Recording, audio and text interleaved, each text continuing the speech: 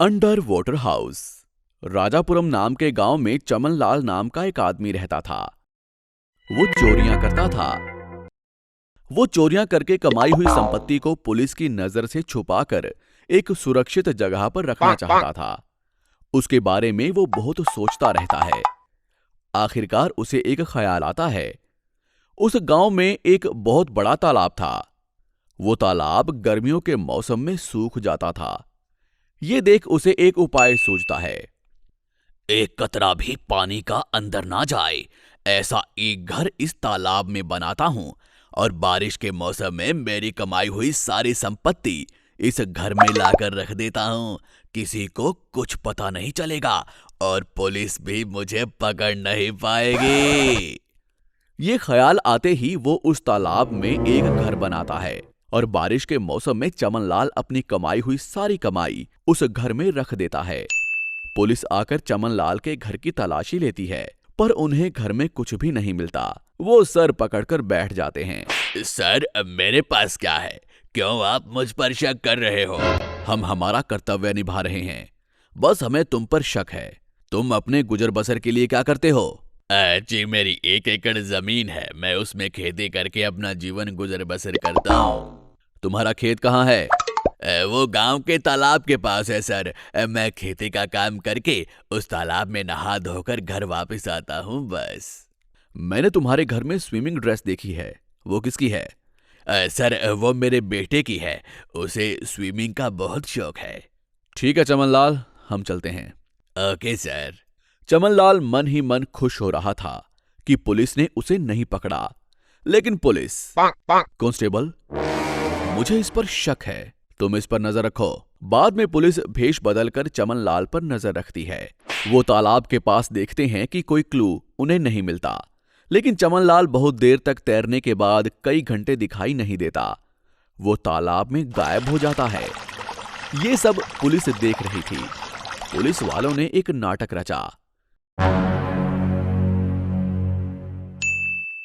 भेष बदलकर चमनलाल के पास आकर वो कहते हैं, चमनलाल, ओ चमनलाल, जल्दी आओ, देखो हमारा आदमी अचानक से तालाब में गिर गया है। हम पुलिस को इत्तला करने जा रहे हैं। अरे बस इतनी सी बात के लिए पुलिस क्यों? मैं हूं ना। ये कहकर वो तालाब की ओर भागता है और बिना सोचे समझे वो तालाब में कूद जाता है और मन ही मन सोचता है, बाप रे, कितनी बड़ी मुसीबत टल गई। अगर ये बात पुलिस को पता चलती तो वो अंडरग्राउंड वाटर हाउस के बारे में जान जाते। चलो अच्छा हुआ कि ये लोग मेरे पास ही आए। लेकिन चमनलाल को ये पता नहीं था कि वो पुलिस की चली हुई चाल है। पुलिस भी चमनलाल के पीछे पीछे तालाब में जाती है और चमनलाल का सारा भांडा फूट जाता है।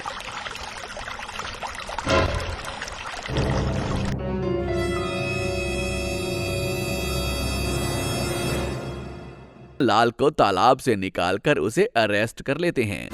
ये कहानी हमें सिखाती है कि बेईमानी से की हुई कमाई ज्यादा दिनों तक नहीं टिकती और बुरे लोगों के साथ हमेशा बुरा ही होता है। आपको हमारी ये कहानी कैसी लगी, हमें कमेंट बॉक्स में जरूर बताएं। और यदि आप ऐसी ही और भी कहानियां सुनना चाहते हैं तो हमारे इस चैनल को सब्सक्राइब करना ना भूलें। शुक्रिया। लालची जेसीबी वाला। कृष्णापुरम नाम के गांव में राज सिंह नाम का आदमी रहता था। उसके पास एक बहुत बड़ी खाली जगह थी जिसमें वो घर बनाना चाहता था।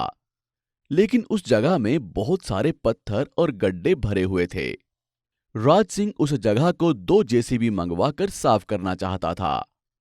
इसके लिए वो 2 जेसीबी कर्मचारियों को जमीन साफ करने को कहता है। इसके लिए वो पैसे की बात करके काम शुरू करते हैं। रामू और श्यामू नाम के 2 जेसीबी ड्राइवर अपने जेसीबी लेकर उस जगह पर आते हैं। वो जेसीबी की मदद से सारे पत्थर और मिट्टी हटाने लगते हैं। इतने में जिस जेसीबी पर रामू था उस जेसीबी को जमीन में एक संदूक मिलता है। ये महसूस करके रामू श्यामू से कहता है, अरे श्यामू, लगता है यहाँ पे खजाना है। बोलो क्या करें, मालिक को बताएं या नहीं? अरे पागल, ये खजाना हमें मिला है, हमें इसे लेना चाहिए। मालिक को दे देंगे तो हमें क्या मिलेगा? मिट्टी। अगर हम इन्हें अभी बेच देंगे तो लोगों को शक होगा। इसलिए कुछ समय तक वो दूर तालाब दिखाई दे रहा है, वहां एक गड्ढा खोदकर इन बक्सों को वहीं दफना देंगे। कुछ समय बाद आकर हम इन बक्सों में से जेवर निकालकर बेच देंगे और आराम की जिंदगी बिताएंगे। क्या कहते हो? ठीक है, जैसी तुम्हारी मर्जी। ये सोचकर दोनों उन बक्सों को पेड़ के नीचे दफना देते हैं और वहां से चले जाते हैं। इस तरह कुछ समय बीत जाता है और दोनों उस पेड़ के पास से बक्से लेने के लिए आते हैं। वो उस जगह को जेसीबी से खोदकर देखते हैं, लेकिन बक्से नहीं मिलते। अरे, बक्से कहाँ गए? इन बक्सों को मेरे और तुम्हारे सिवाय और कोई नहीं जानता था, तो फिर गायब कैसे हो गए? तुम ही ने शायद निकाल लिए होंगे। मैं तुम्हारे बारे में मालिक को बताता हूं। मैं भी यही सोच रहा हूं। मुझे कुछ नहीं मालूम। तुम ही ने बक्से चुराए हैं और अब मेरे ऊपर डाल रहे हो। रुको, मैं भी मालिक के पास तुम्हारी शिकायत करता हूं। इस तरह दोनों झगड़ते हुए राज सिंह के पास जाते हैं और सारी बात बताते हैं। सारी बात जानकर राज सिंह कहता है, अच्छा, मेरी जगह में मिले हुए बक्सों को चुरा कर अब झगड़ा करते हुए मेरे पास ही आए हो। जाओ, जाकर मेरा खजाना मुझे लाकर दो, वरना मुझसे बुरा कोई नहीं होगा। सच में मुझे कुछ नहीं मालूम। मैंने उसी दिन श्यामू से कहा था कि आपके बक्से आपको दे दें, पर ये माना ही नहीं। पेड़ के नीचे छिपाकर कुछ दिनों बाद जाकर लेते हैं, ऐसा ही कहा इसने। सर, ये सारी बातें मैंने कही थी, पर ये नहीं माना। सर, सारे बक्से ले जाकर इसने ही दफना दिए थे। इन दोनों की बातें सुनकर राज सिंह को कुछ समझ में नहीं आता और वो अपना सर पकड़कर बैठ जाता है। तभी उसे एक उपाय सूझता है। तुम दोनों यहां से जाओ और कल सुबह पेड़ के पास आ जाना। मैं पेड़ से ही पूछूंगा और पेड़ ही सच बताएगा, और आते वक्त अपनी अपनी जेसीबी जरूर लेते आना। ये सुनकर रामू और श्यामू वहां से चले जाते हैं। जाते जाते वो दोनों मन ही मन सोच रहे थे कि पेड़ कैसे गवाही देगा। अरे, ये तो पागल है, इससे कुछ नहीं होगा। लेकिन श्यामू के मन में डर था, इसलिए वो अपने एक और दोस्त को उस पेड़ में बनी गुफा में बैठने के लिए कहता है और जब राज सिंह सवाल करे तो रामू ने ही खजाना चुराया है ऐसा कहने को कहता है। श्यामू का दोस्त श्यामू की बात सुनकर पेड़ की गुफा में जाकर बैठ जाता है और राज सिंह का इंतजार करता है। अगले दिन सुबह राज सिंह श्यामू और रामू के साथ उस पेड़ के पास आता है। पेड़ महाराज प्रणाम, मेरा खजाना कहाँ है? पेड़ में बैठा हुआ सोमू का दोस्त, रामू ने चुराया है, ये कहकर वो जोर से चिल्लाता है।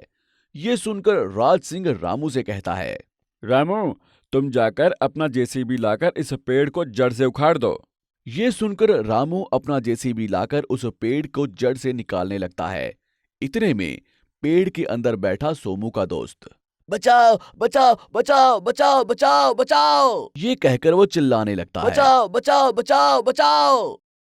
सब उसे उस पेड़ में से निकालकर उसकी अच्छे से पिटाई करते हैं। वो सारी बात राज सिंह को बता देता है। राज सिंह श्यामू को डांटकर खजाना लाने को कहता है। तुरंत श्यामू उस खजाने को लाकर राज सिंह को देता है। ये देख रामू बहुत खुश होता है और मालिक बक्सों में से थोड़ा सोना निकालकर रामू को देता है और बाकी वो खुद रख लेता है। तो दोस्तों, ये कहानी हमें बताती है कि हमें बेईमानी कभी नहीं करनी चाहिए और दोस्ती में तो दगा कभी नहीं देना चाहिए। आपको हमारी ये कहानी कैसी लगी, हमें कमेंट बॉक्स में जरूर बताएं। और यदि आप ऐसी ही और भी कहानियां सुनना चाहते हैं तो हमारे चैनल को सब्सक्राइब करना ना भूलें। शुक्रिया।